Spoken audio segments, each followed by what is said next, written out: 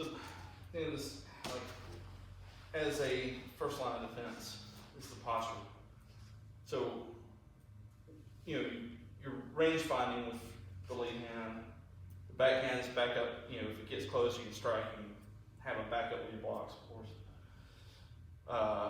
But the posture itself is like the first line of defense. So you set it up so that if he starts to come in, if you can maintain posture, you're fairly okay. And it doesn't really matter how it attacks. You just put that arm out there, plus you're getting range. So as you practice these, have that kind of thought in mind, that the posture first, then you can practice Bujinkan. Yeah, so let's do it with that feeling of Ichimonji Sen. Please maintain posture. So even if he doesn't have time to rotate his arm, if he just puts his arm up into space and maybe just puts a little bit of energy into it, this can be maybe enough. Enough to protect him, but maybe not enough to open me up. Whereas Bujinkan might open me up. So a couple rounds with that and we'll go next. So this time let's play with this one. So you got the posture ready, right? His punch comes. Like you already know where it is, just through the posture. And then you check the backhand. Right? And check the backhand.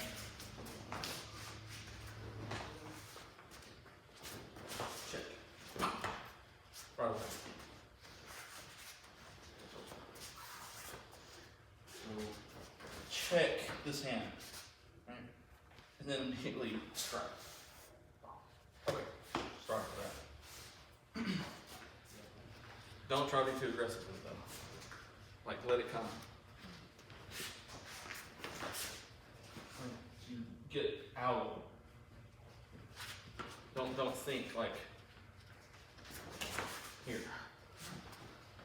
Let him do what he's gonna do. Make yourself safe first. Then you go from there.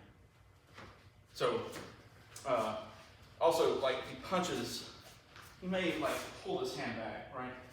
Maybe like throw it and then retract it. But it doesn't really matter. Because you go the same direction.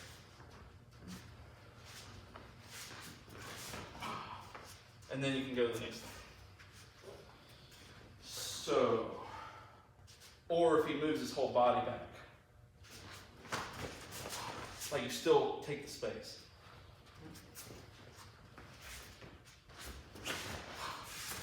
And so you keep.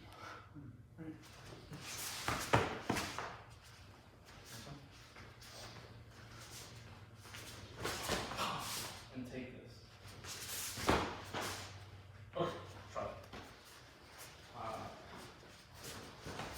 Check first. You're not trying to grab the hand. And you hit it. And you kind of move in. Like if I try to take it from here, like he'll probably tense up after being hit. Now it's really difficult. So you hit, you can change your body, like you cannot. Even if he's resisting, you use your body. Right? Because the position is going to be better. So don't think of taking a hand out here. Take the space. Alright? Then you can play.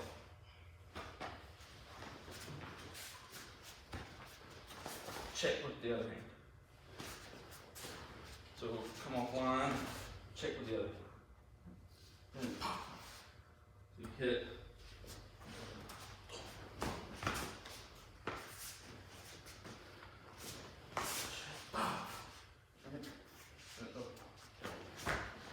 Okay, try that.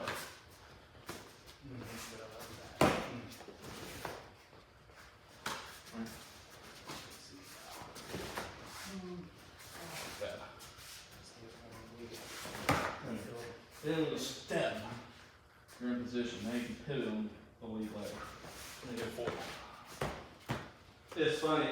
So I was watching Sensei Sen's videos last night, and he was on GoPro and talking about fusui. So fusui is like wind water.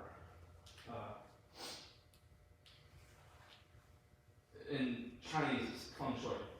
You know, in modern days, it's things like how you arrange your furniture in your house. But it's also, I think, related to how you would build a castle. Because it's like some kind of, I don't remember what they are. They're rules like you should have a hill behind you, a stream or a creek to one side, open field to one side, something else to the other side. Anyway, since it was always talking about like this deluge of water, and one of the things he mentioned was like it was against a sword cutting down, and it was saying it's like you would see these images of monks who would stand under a waterfall and meditate and not move, and that was sometimes it was referred as like I think it's a musogi, I think is the term. I can't remember. It's like purification. But also like you're under this freezing waterfall and you're chanting or whatever, saying whatever, or just focusing on your breath. As also a practice to develop fuiqi, so the movable spirit. Anyway, with fusui, I started thinking about this and like, normally when you hear about like how water flows, it always takes the path of least resistance. But another way to maybe look at it is it always takes the path of greatest efficiency. Like it doesn't choose its route, it fits, right? It's always talking about the opponent. You have to fit in with the opponent, or you have to fit in with nature, right? That's the most efficient way. As soon as you fight it, you're like you try to do your own thing, you're not as efficient anymore. So maybe that's what it means to like have like to use this idea of fusui. So you always choose the most efficient path, not the path you want. Like water never chooses its own path. Like it just probably and wind either really. It just goes with whatever is exerted upon it.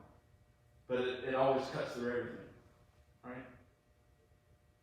So if you're doing this, right, so you get to this point, you hit, you move, it just doesn't feel like it's going to work. Like you don't try to force it.